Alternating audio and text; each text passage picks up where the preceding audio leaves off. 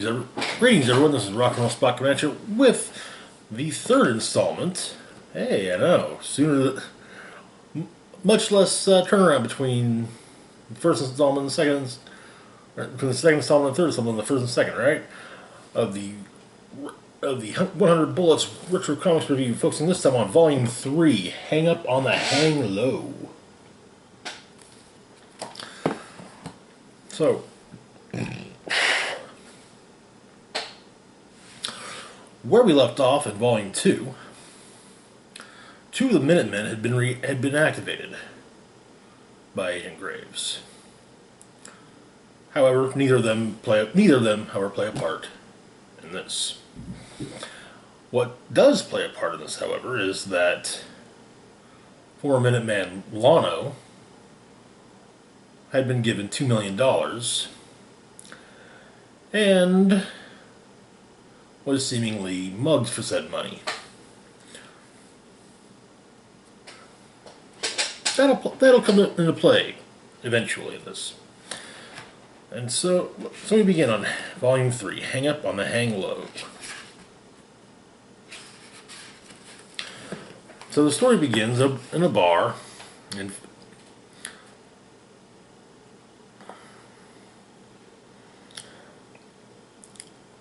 it's a dive. The woman running the bar is telling one of the regulars that he needs to leave as he's passing out on the bar. Another regular comes in, helps Lonnie out. Turns out he's got a thing with the owner of the bar, but he's also there to, well, pick up money on the loan she owes to his boss. The news is reporting about some gangbangers getting shot. And we discover that the story set in Philadelphia. Enter Loop, our main character, finding out what's happened.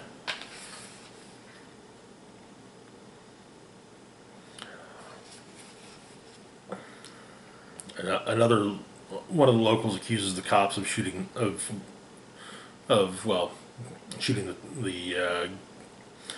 people who were killed, and Luke very nearly runs into Agent Graves, who gets into Luke's car and talks with him.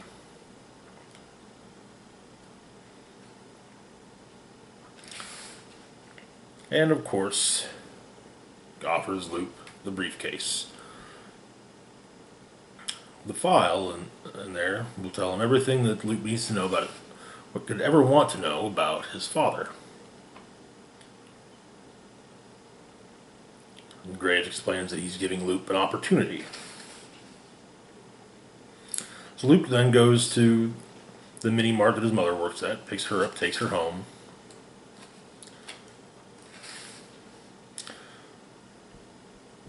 And then Curtis, Luke's father and the guy from earlier, meets up with his boss after things closed down at Holly's, the bar he was at.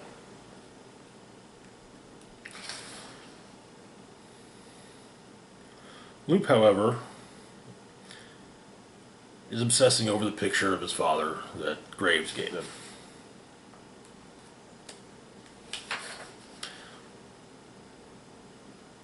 And goes to Curtis's door and pulls the gun on him.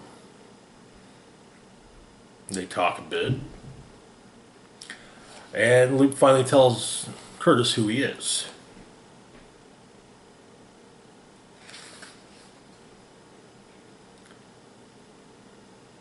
And then they talk some more and get to know one another as father and son.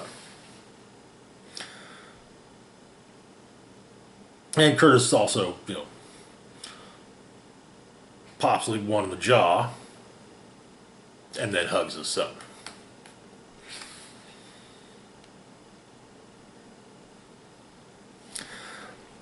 As part two begins, turns out that Loop and Curtis have been spending a lot of time together. In fact, Curtis is kind of taken Loop under his wing.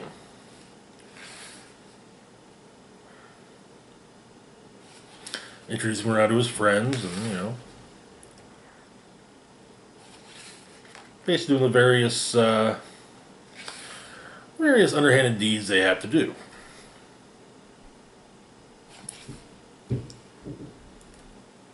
So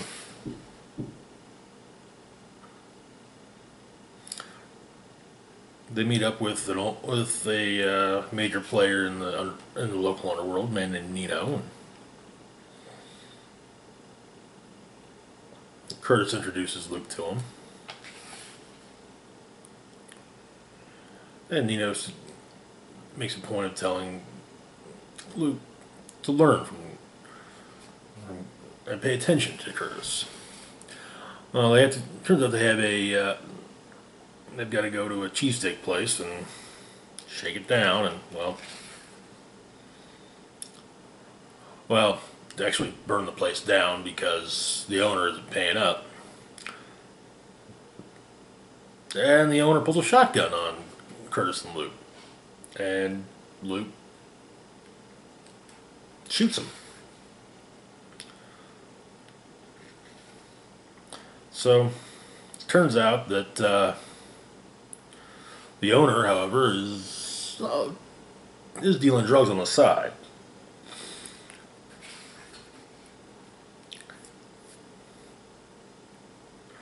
So, the place gets burnt. The place gets taken care of. Luke goes back to his mother for a little while. And it turns out that his cousin is in town. His cousin being the kid that mugged Lano in Volume 2.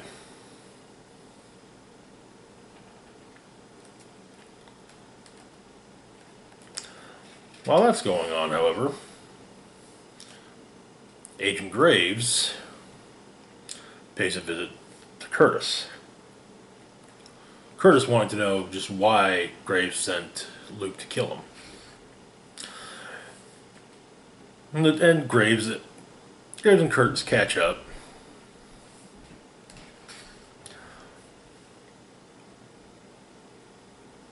With Graves explaining that he wanted to give Luke an opportunity to make a decision. A decision about Curtis. Turns out, Curtis was, once upon a time, Graves' best operative.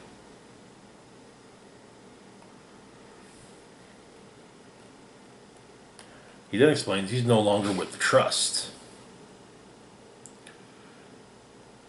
In fact, the Trust has done away with the Minutemen, which to Graves means the Minutemen are more necessary than ever.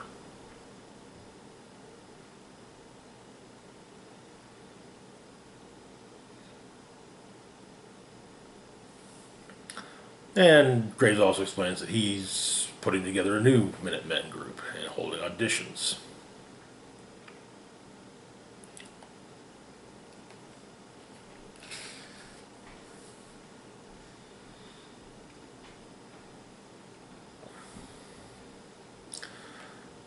And Curtis gets a call, and while on the call, Graves thumbs through the money that was picked up during the job that Loop and Curtis pulled previously.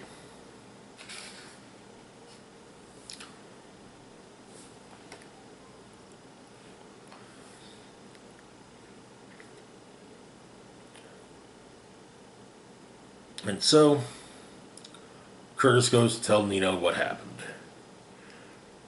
Explaining that he showed up at DeSanto's, found DeSanto's brains all over the walls and the register empty.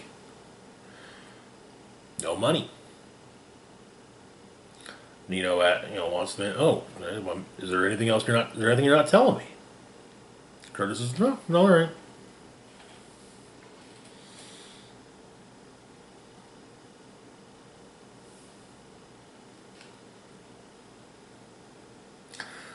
Nino then tells Curtis to take care of Holly's tavern.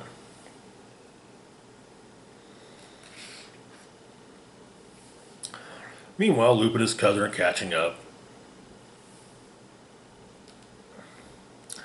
And his cousin is, he's just rolling in money right now. But Curtis calls Luke, checking in with him.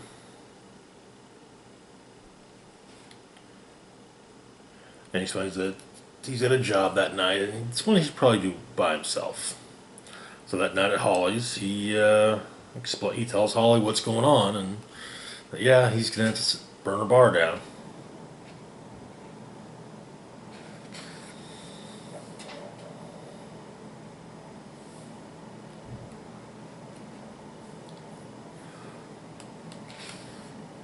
While he's getting here.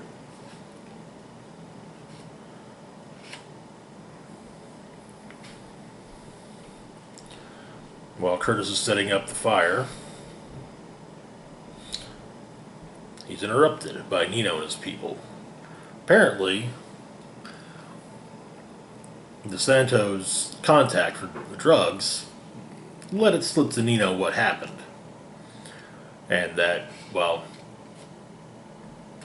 Curtis took the money, he took the drugs.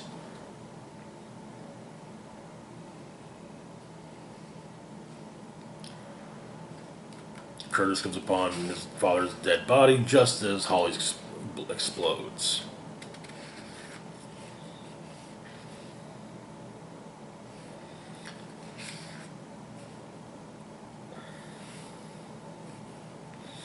However, now Nino's crew is keeping their eye out for Luke.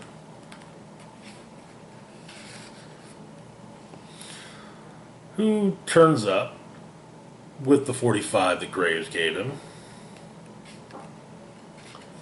and starts plugging various members of Nino's crew. After this, he gets a phone call from his cousin, who's staying in a suite at the Four Seasons. His cousin suggests that he come visit. Luke then goes to see Nino. The two of them have a discussion about what happened.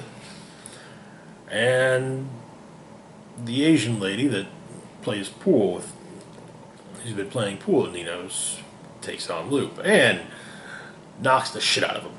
Plain and simple.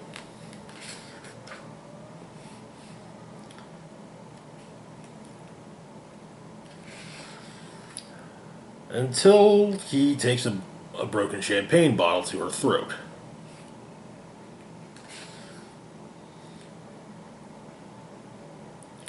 Then recovers his pistol, kills Nino, and with an assist from Holly, runs into Graves,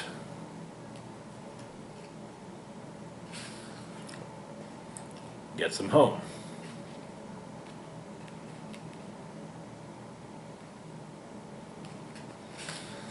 And the two part ways. However, at the airport,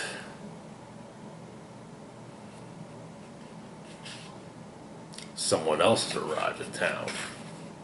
That someone else being Lano.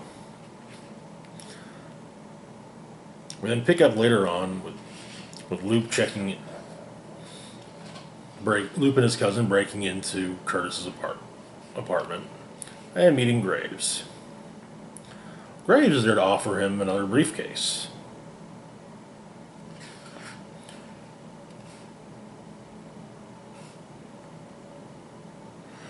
Turns out the money isn't there, but there is a key. A key that was hidden in a baseball glove that Curtis left for Luke.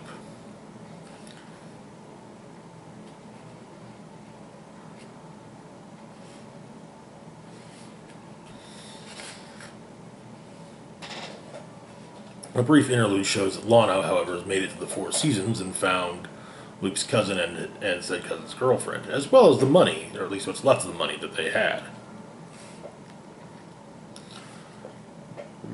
And we do get an idea of just how horrible Lano is. That's all I'll say.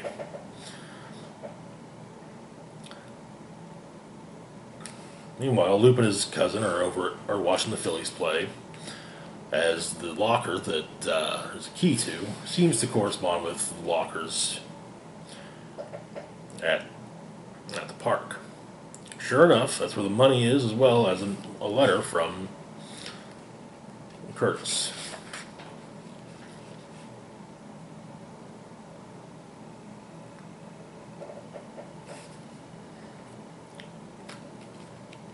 So,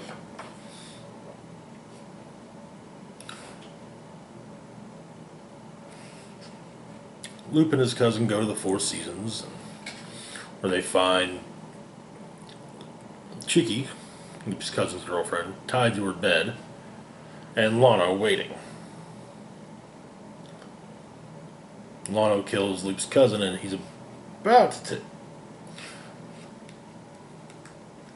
But Luke tries to get the drop on him, but, well, Lano's not someone you can really get the drop on.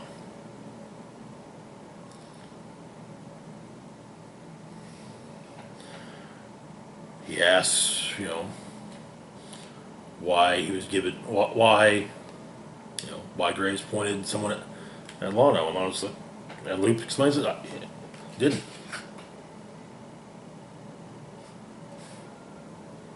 Explains that, the picture that Agent Graves gave him was of his father, Curtis Hughes. Which actually gets Lano to stop beating on Loop.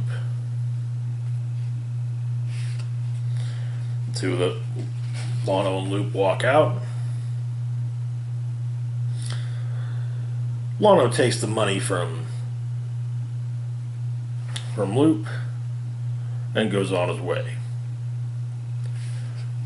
A few days later, at Curtis's funeral, however, Loop is arrested for murder of Tommy Yee.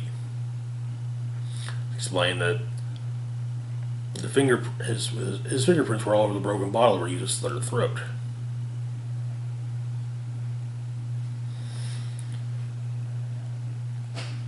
The arresting officer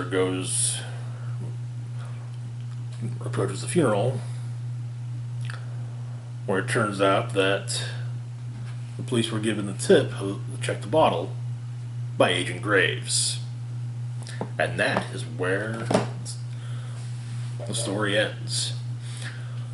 That's it for now. As always, feel free to like, share, and subscribe. Links to my Facebook, Twitter, Patreon, and PayPal can be found in the search box down below. This is Rock and Roll Spock signing off, saying live long and rock hard.